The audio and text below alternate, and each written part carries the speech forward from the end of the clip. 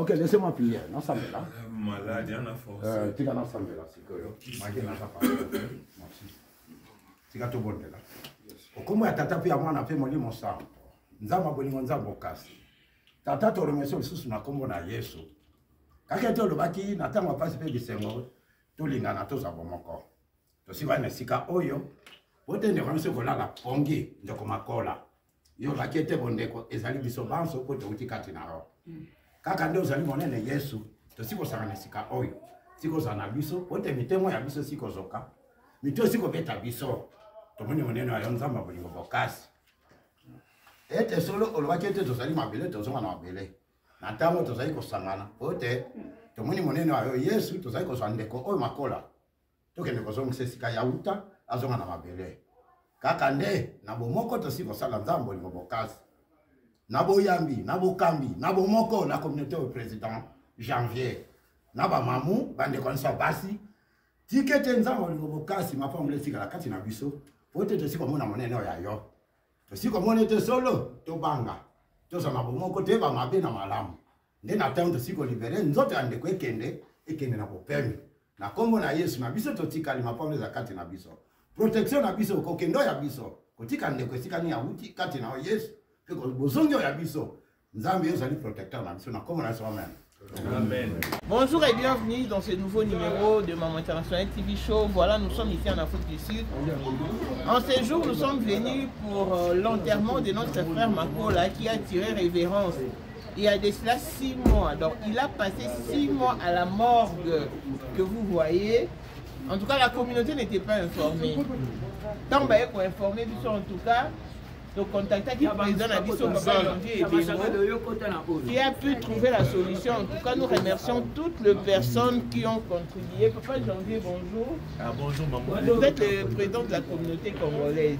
Quand vous n'avez pas un président, tu l'avez encore papa, parce que voilà, mon équipe belé. Tu es à une occasion, il y a matin, sauf que expliquer qu'est-ce qui se passe réellement. Bon,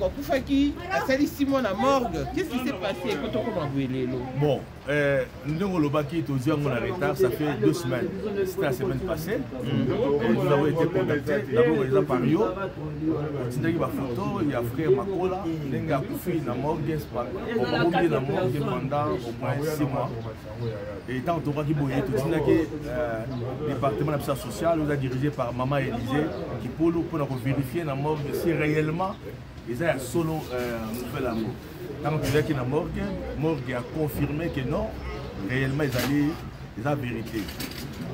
Il y a eu donc il y a une morgue dans le cimetière, dans le cimetière à Waterfall, dans Midrand. Donc la communauté congolaise unie CCI, on a dit déjà il y a un conseil de sage on a ça la contribution. Et après 5 jours, on a une solution pour nous foutre.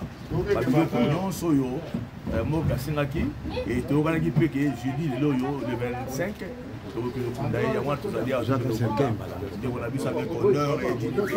Merci pour ce ok, papa janvier, mais vite fait pour la bateau, les Congolais au bazar na foot ici, bon, on dirait qu'il n'est pas poussé, pas que la communauté. Au Congolais, on a mis ça la bateau. Bon ben à bon côté WhatsApp la communauté, bah on identifie en cas de problème, tu assistes à Ragino, avec comment trop tard. On a évité ce Congolais par rapport à la communauté congolaise. Les Congolais vont constamment divisés dans le domaine de l'union. Ils ont des musiciens, ils ont des politiciens, ils ont des églises, ils ont des communautés. Tout ça qui sont là, mais ils sont pour passer là où il y a Bangopé. Il y a un monument des autres des alliés. Le peuple va éviter la communauté, il faut quota, il faut ça. Mais bon, la communauté congolaise unie, à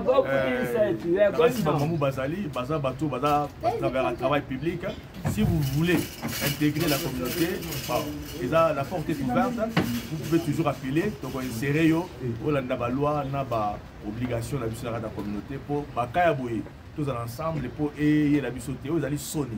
La Sony. Mais bon, gloire à Dieu, tous les gens qui sont là, nous sommes télémis pour nous regarder aussi. C'est un mot. Vaut mieux la fin d'une chose que le commencement. Merci beaucoup. Merci vraiment. On va se retrouver aussi. Bonjour et bienvenue dans ce nouveau numéro de Maman International TV Show. Voilà, nous sommes ici en Afrique du Sud. En ce jour, nous sommes venus pour l'enterrement de notre frère Makola qui a tiré révérence.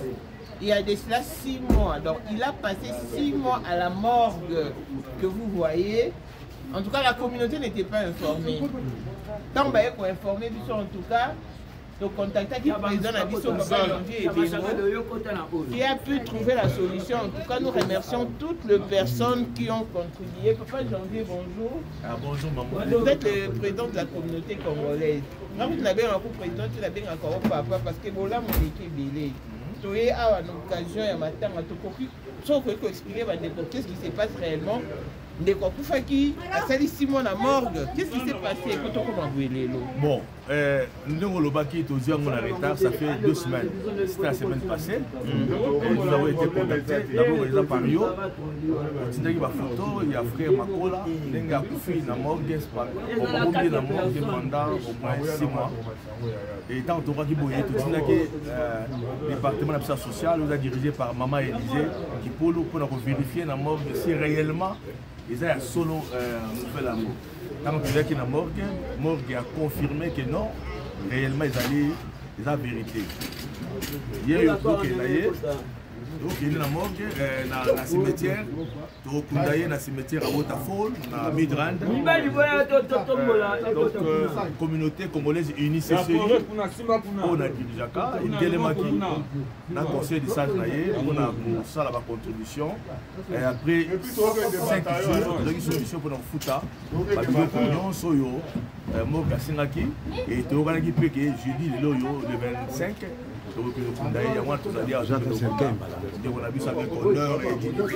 Merci pour ce ok, papa janvier, mais vite fait pour la bateau, les Congolais au bazar na foot ici, bon, on dirait qu'il n'est pas poussé, pas que la communauté. Au Congolais, on a mis ça la bateau. Bon ben à bon côté WhatsApp la communauté, bah on identifie en cas de problème, tu assistes à Ragino, avec comment trop tard. On a évité ce Congolais par rapport à la communauté congolaise. Les Congolais vont constamment divisés dans le domaine de l'union.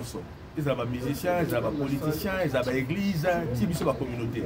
Tout ça qui sont là, mais ils sont là pour passer là où il y a bango pe. Il y a un monument des autres des alliés. Le peuple va éviter communauté il faut quota, il faut ça là. Mais bon, communauté congolaise unie. Travail public. Si vous voulez intégrer la communauté, la porte est ouverte. Vous pouvez toujours appeler. Donc, insérer la loi, la obligation de la communauté pour tous ensemble pour la bisoté. Vous allez sonner. Mais bon, gloire à Dieu. Tous à l'Isanga, nous sommes télémis pour nous regarder aussi ça. Vaut mieux la fin d'une chose que le commencement. Merci beaucoup. Merci vraiment. On va se retrouver aussi. Junior Bokenakata Mokonzi, yo contrôler bango. Yaka to kotana ngo côté tout ça. Mokonzi, il dirige. O bilamba na ya tiki do mbota suka to sila na esprit na molimo ndenge za. Voilà, o bilamba ndeko. Wana do wana ya moyo na saka ba kisi ça na kati. Na ba kisi ya moyo. Na parler en poids. Bilo ko vanda. Do biso pe to fanda koto do bataille en moyo chez passager ni se tika na masono vraiment. Ata passager a pour fois tous ali. Vous allez courant. Vous allez courant. Voilà Maïba.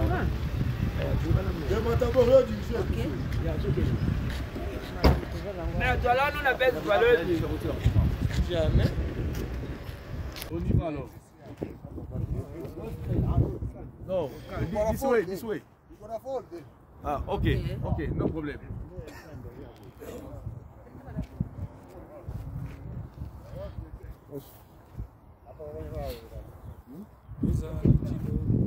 Isso da mais usa lá, água.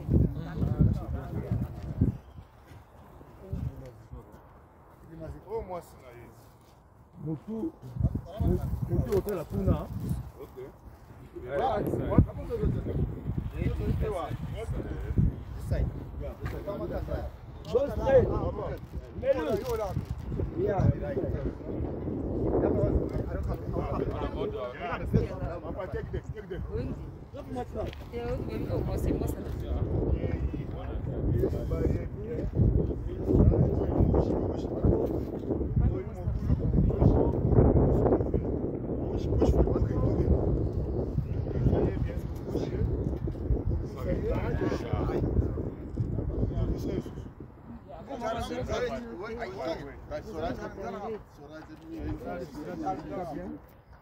Et que vous pensez?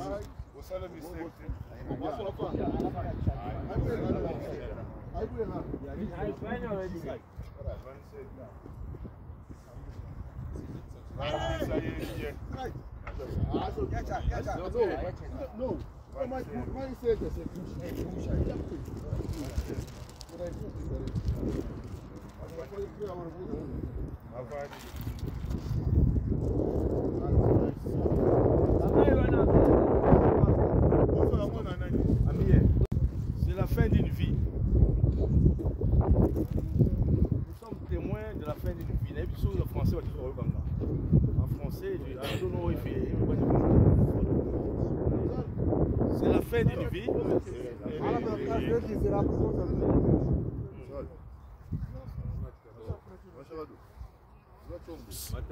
Je crois qu'aujourd'hui,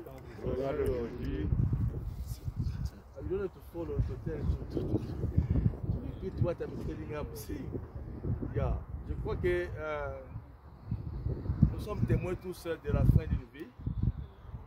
Enfin, nous sommes venus enterrer le frère Makola. Il n'y a pas de bonne manière pour mourir. Il n'y a pas une bonne manière, une mort parfaite. Il a fait 3 mois, plus de 9 mois ou 6 mois peut-être dans une morgue, mais cela s'appelle en termes clairs la mort. Beaucoup sont morts par le feu, par noyade, par un accident, peut-être aussi par poison. Mais en général, cela s'appelle en termes clairs la mort. Nous assistons à son enterrement aujourd'hui. Je dis merci à la communauté congolaise unie pour sa participation, CCU, et merci aussi à la communauté, la diaspora congolaise, Congolese et diaspora in South Africa, pour leur contribution d'une manière générale. L'union fait la force. Ça importe peu la manière dont quelqu'un quitte ce monde. Vous pouvez mourir aujourd'hui, mais ce qui est vraiment intéressant, la manière dont vous avez vécu dans ce monde. Comment est-ce que vous avez vécu dans ce monde? Et c'est douloureux de voir comment les gens quittent ce monde. Mais la Bible dit dans Matthieu 7, un homme prudent, un homme sage bâtit sa maison dans le roc. Bâtir sa maison dans le roc, c'est une obligation de Dieu pour notre vie. La maison, c'est notre corps. Les rocs, c'est la parole de Dieu, qui est Jésus-Christ, la parole vivante. Et lorsque vous êtes vivant, il est intéressant que vous puissiez conduire ta vie, ou plutôt votre vie, dans la parole de Dieu, dans l'obéissance à la sanctification et marcher dans la volonté de Dieu, afin que toutes sortes d'intempéries ne pourront jamais te bousculer. Le frère est parti et nous sommes témoins. Nous n'avons pas de questions du genre le pourquoi du comment. Comment il a été tué, comment il est mort. Mais nous constatons seulement. Il est parti, il n'y a plus de pardon, il n'y a plus de conversion, il n'y a plus de rédemption, il n'y a plus rien. Et nous qui sommes restés, nous sommes Totikali, je crois que nous avons le devoir de pouvoir donner notre corps en Christ, notre âme en Christ. Nous sommes Totikali, nous avons encore droit au pardon, nous avons encore droit à beaucoup de choses. Nous devons prendre la décision de pouvoir marcher dans la volonté de Dieu par rapport aux Écritures et par rapport à tout ce que la sanctification nous oblige, afin qu'à la fin de tout, nous puissions rencontrer le Seigneur. Il y a la vie qui est en Dieu, il y a la vie qui est en Jésus-Christ. En dehors de tout, dans ce monde, il n'y a pas la vérité, il n'y a pas la vie. Recevez Jésus-Christ comme Seigneur et Sauveur. Marchez dans sa volonté. Tambola la volonté en Zambie. Tika koswana, tika ba discussion, tika ennemi. Tika vengeance. Tika kosala mabe. Pour être vie aux amouké, la plus grande vie est réservée après la mort. Et voilà. C'est tout ce que je pouvais dire. Il est important puisque tika li tombo mon habitema. Tout le monde a droit chemin. Tout le monde. Parce qu'en dehors de Dieu, en dehors de Jésus-Christ, il n'y a pas le pardon de péché, il n'y a pas le salut.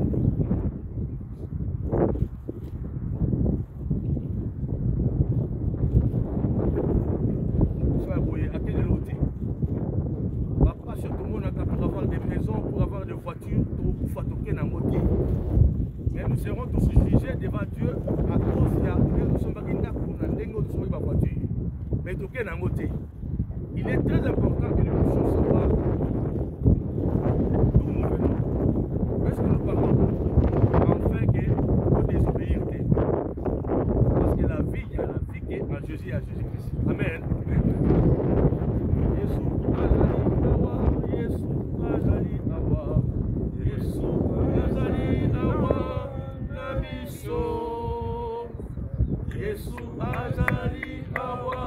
Yesu azali awa, Yesu azali awa na biso. Yemba ya solo, Alléluia, Alléluia, Alléluia, Alléluia na Yesu.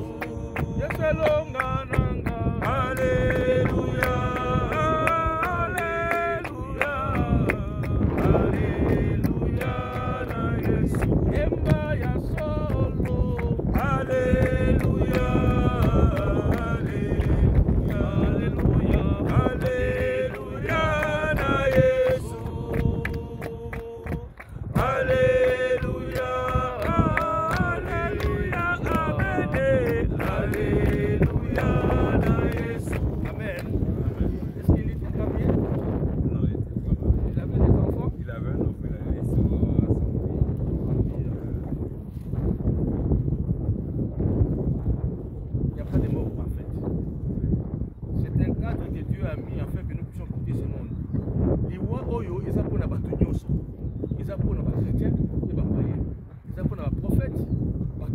wana ba Pierre ba Paul ba Eli ba Abraham ba mosu baleki awa liwa oyo tende ezali ya motuya oyo ya motuya ezali après jugement wana nde liwa ya oyo ke libela oyo ya koboma ba âme mais oyo eza mpona bato nyonso moni ndenge bato bilombe bazali awa soki otali cimetière bilombe bazalaki na ba diplôme ya kosangana te ils ont reçu des diplômes de distinction bakufi bazala bandako oyo eleki ya yo baza na basi ya kitoko basombi bavoiture mituka bazalaki na mbongo ya baéconomie na babanke tala bango yo otikali quel privilège ndenge otikali bongo na motema.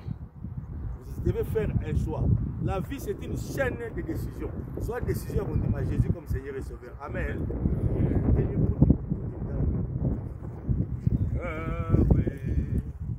Yahweh Salah, Yahweh Salah Lulengena, Salah Lulengena,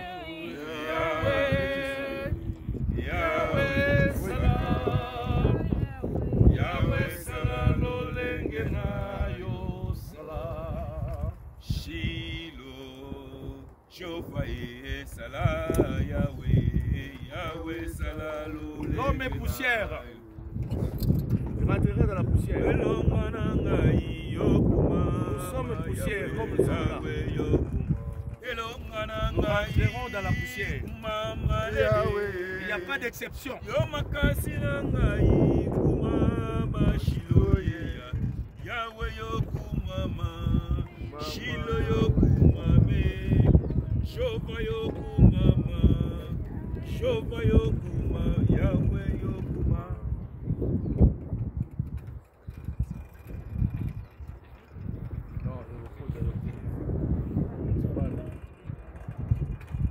Yahweh, Yahweh, Kuru Yesu. Yahweh, Yahweh, Papa Nabanae. Yahweh, Yahweh, Kuru Yesu. Papa Nanga Ozali Zambe. Yahweh, Yahweh, Kuru Yesu. Yahweh, Yahweh, Ele Shaddai. Yahweh, Yahweh, Kuru Yesu. Papa Nanga Ozali Zambe. Yahweh, Yahweh, Yahweh, Yahweh. Yahweh, Yahweh, Yahweh. Yahweh, Yahweh, Yahweh, Yahweh, Yahweh, Nangozaliza, Hosanna, moyo wani, Hosanna, moyo wani, Hosanna, moyo wani, Hosanna, moyo wani. Nazali na esengo lelo lobilibela, Nazali ndenge moko lelo lobilibela, Hosanna, moyo wani, Hosanna. Ozane moyo wani, ozane moyo wani. Nazali ndenge moko lelo lobilibela. Nazali ndenge moko lelo lobilibela. Kolo Yesu yakaye, kolo Yesu yakaye, kolo Yesu yakaye, kolo Yesu yakaye. Lekelekele Mungu abamoye masia wani. Lekelekele Nzaka abamoye masia wani. Nakotika te Yesu aponanga bana bomwana. Nakotika te Yesu aponanga bana. Kolo Yesu aponanga bana bomwana. Alilanga bana bomwana. Yesu aponanga bana bomwana. Itabata tujumujulu. Bana bomwana. Zambi. Ami Yesu, ami Yesu, ami Yesu, Anu Yesu. Yesu aponanga bana bomwana, alilanga bana bomwana. Yesu aponanga bana bomwana, aponanga bana bomwana. Lekelekele Ezaba bamoye masia wani. Lekelekele Ezaba bamoye masia wani. Nakotika te